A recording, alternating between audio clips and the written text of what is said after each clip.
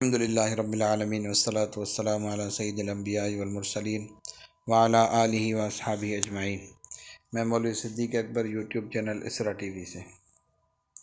مجاہدین کو شکست کس طرح دی گئی؟ جہاں تک جنگ و جدال کا تعلق ہے تو ان مجاہدین کا مقابلہ کون کر سکتا تھا جو ہزاروں میل طے کر کے خفیہ راستوں کے بے شمار مصیبتیں جھیلتے ہوئے راہ حق میں مر مٹنے کے لیے یہاں پہنچے تھے، مگر افسوس اس بدقسمتی کا کوئی علاج نہ ہو سکا کہ سرحدی قبائل کی دوستی ناپائیدار اور ان کے معاہدے پادر ہوا ہوا کرتے تھے۔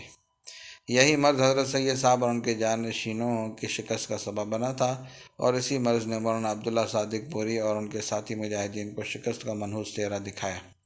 جنگی اقدامات اور مارکوں کے قصے کے بعد اب شکست کی حسرت ناک داستان سنیے۔ ہنٹر صاحب فرماتے ہیں، کوہستانی قبائل کا اتحاد عام طور پر ناپائیدار ہوتا ہے۔ جو کام ہماری فوج سر انجام نہ دے سکی اسے اندرونی اختلافات اور ڈپلومیسی نے پورا کرنا شروع کر دیا۔ اس سے پہلے 25 نومبر کو پشاور کا کمشنر بونیر کے بعض قبائل کو اتحاد سے توڑنے میں کامیاب ہو گیا تھا۔ اس نے ایک اور گروہ کو بھی، جس کی تعداد 2000 تھی، اپنے گھروں کو واپس جانے کے لیے آمادہ کر لیا تھا، اور سوات کے پیشوا کو بھی آمادہ کر لیا تھا کہ اپنے خاص مریدوں کو منتشر کر دے۔ بہت سے چھوٹے چھوٹے سردار اس برگشتگی کو بھانپ کر خود علیحدہ ہو گئے اور باقی ماندہ لوگوں میں بے اعتماد کا بیج بو گئے۔ دوسرے دن بونیر کے قبائل نے فیصلہ کر لیا اور کمشنر کے پاس حاضر ہو کر احکامات کے صادر ہونے کی درخواست کرنے لگے۔ یہ علیحدگی مجاہدین کی امیدوں کے لیے موت کا حکم رکھتی تھی۔ ہر لحظہ کوئی نہ کوئی قبیلہ علیحدہ ہو جاتا تھا۔ یہ اتحاد کوہستانی کوہر کی طرح فوراً دور ہو گیا، اور بونیر کے قبائل نے، جن پر مجاہدین کا بہت کچھ انحصار تھا، ہمارے ساتھ معاہدہ کر لیا کہ مجاہدین کو ان کے رہائشی غاروں ہی میں جلا دیا جائے گا۔ پھر ایک ہفتے کے اندر اندر انگریزی فوج کا ایک دستہ بونیریوں کی کمک اور رہنمائی میں پوری سلامتی کے ساتھ پہاڑوں سے گزرتا ہوا مجاہدین کی آبادی ملکہ تک پہنچ گیا اور اس کو جلا کر راکھ کر دیا۔ 23 دسمبر کو یہ بدقسمت فوج درہ امبیلا میں واپس آ گئی، اور 25 دسمبر کو تمام کی تمام فوج میدان میں پہنچ گئی، اور گھر کو واپس آتے ہوئے ان پر ایک گولی بھی نہ چلائی گئی۔ نتیجہ جنگ۔ بہرحال جب ہم نے اس مہلک گھاٹی کو چھوڑا تو اس کے چپے چپے پر برطانوی سپاہیوں کی قبریں موجود تھیں۔ ہمارا نقصان جان 847 تک پہنچ گیا تھا، یعنی تمام فوج کا 10واں حصہ، جو ایک وقت میں مجموعی طور پر 9000 تک پہنچ گئی تھی۔ یہ نقصان صرف اس درے میں ہوا تھا۔ اس کے علاوہ سردی لگ جانے یا کسی بیماری سے ہلاک ہونے والوں کی غیر معمولی تعداد تھی۔ پنجاب گورنمنٹ نے اس مہم کے نتائج بیان کرتے ہوئے اعلان کیا کہ اس سے پہلے اور کسی موقع پر بھی کوہستان میں اس قدر شدید اور دیر پا جنگ نہیں ہوئی تھی۔ قبائل مجاہدین کے ساتھ کیوں ہوئے؟ ہنٹر صاحب اور ان کے ہم نواؤں کا دو لفظی جواب ہے: مذہبی جنون۔ وہ مجاہدین کو بھی مذہبی مجنون قرار دیتے ہیں اور ان قبائل کو بھی مجاہدین کے ساتھ ہوئے مذہبی مجنون کہتے ہیں۔ مقصد یہ ہے کہ ایک طرف مسلمانوں کا سنجیدہ طبقہ ان کو نظر حقارت سے دیکھے، دوسری جانب ہندو اکثریت ان سے متنفر اور وحشت زدہ ہوں، مسلمان ان کی قربانیوں کو حماقت سمجھیں اور ہندو اس کو فرقہ پرستی کہیں۔ اس طرح ایک تیر سے دو شکار ہو جائیں۔ مگر مولوی محمد جعفر صاحب، جو صاحب واقعہ ہیں اور قبائل کے حالات اور رجحانات سے ہنٹر صاحب کی بنسبت زیادہ واقف ہیں، ان کا جواب یہ ہے: بیگانے ملک میں سرکار کی مداخلت بے جا کے سبب سے ملا عبدالغفور صاحب آخوند سوات بھی اپنے بہت سے مریدوں کو لے کر موجود ہوئے۔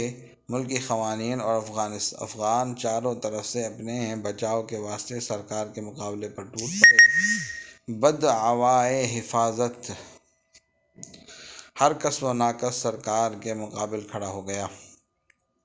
یہی جواب قرینِ قیاس بھی ہے، کیونکہ مذہبی جنون چند روز میں ختم نہیں ہوا کرتا۔ حقیقت یہ ہے کہ اپنے نشیمن کی حفاظت کا مسئلہ غیور پٹھانوں کو برانگیختہ کر دیتا تھا، اور جب کسی طرح ان کو ان کی آزادی اور حفاظت وطن کا اطمینان دلا دیا جاتا تھا تو وہ اپنے علاقے میں واپس چلے جاتے تھے۔ کیا یہ مذہبی جنون ہے یا حفاظت وطن کا قابل قدر جذبہ؟ خرد کا نام جنوں رکھ دیا، جنوں کا خرد، جو چاہے آپ کا حسن کرشمہ ساز کرے۔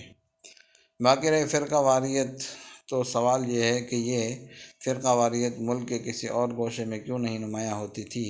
یہ تحریک کم و بیش 50 برس تک زندہ رہی۔ پورے ہندوستان میں اس کے اثرات تھے، بالخصوص شمالی ہند میں اس کا باقاعدہ نظام تھا۔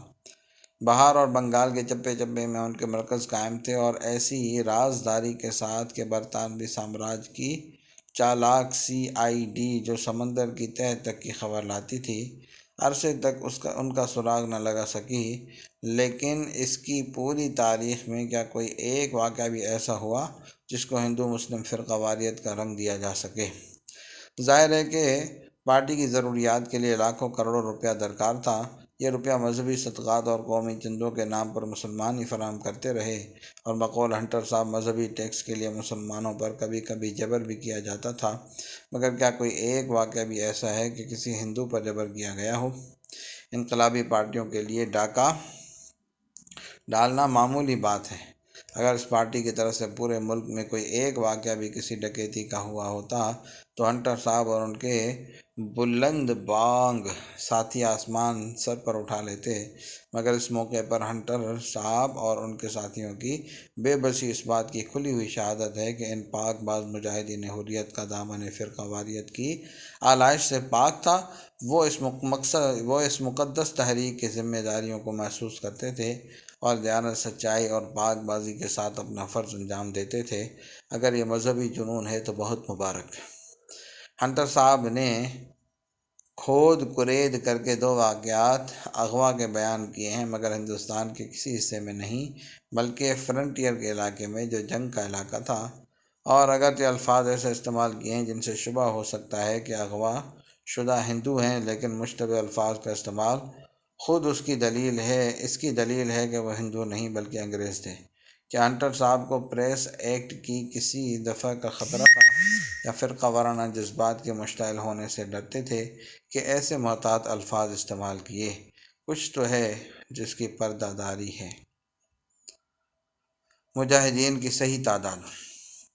ہنٹر صاحب کا ارشاد ہے، 1863 کی عیسوی کی لڑائی میں ہم نے کافی نقصان اٹھانے کے بعد یہ سبق حاصل کیا تھا کہ مجاہدین کے کیمپ کے خلاف مہم روانہ کر دینا دنیا کی 53,000 بہترین جنگجو اور بہادر انسانوں کی مجموعی طاقت کے ساتھ جنگ کرنا ہے۔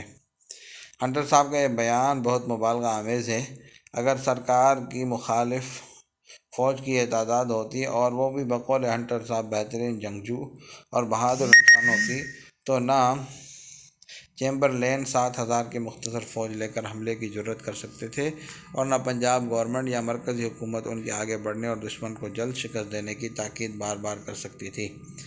حقیقت یہ ہے کہ مجاہدین کی یہ تعداد اور ان کی بہادری کی مدح سرائی صرف اس لیے تھی کہ امبیلا کی گھاٹی پر چیمبرلین کے حملے کی ناکامی، خود چیمبرلین کے مجروح ہونے، اور بقول ہنٹر صاحب اس مہلک گھاٹی کے چپے چپے پر برطانوی سپاہیوں کی قبریں بن جانے سے جو ندامت ہو سکتی تھی، اس کی کوئی باعزت تعویل کر لی جائے، ورنہ واقعہ یہ ہے کہ مجاہدین کی اصل تعداد 1200 اور 1400 کے درمیان تھی، جیسا کہ یوسف زئی کی جنرل رپورٹ میں بیان کیا گیا ہے۔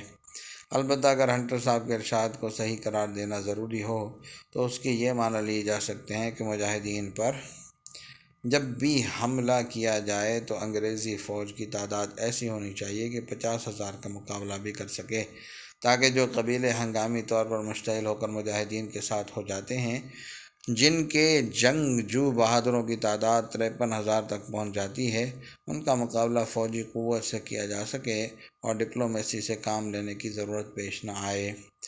صلی اللہ تعالیٰ علی حبیبی سیدنا محمد وعلی آلہ و اصحابہ اجمعین برحمتک یا ارحم الراحمین۔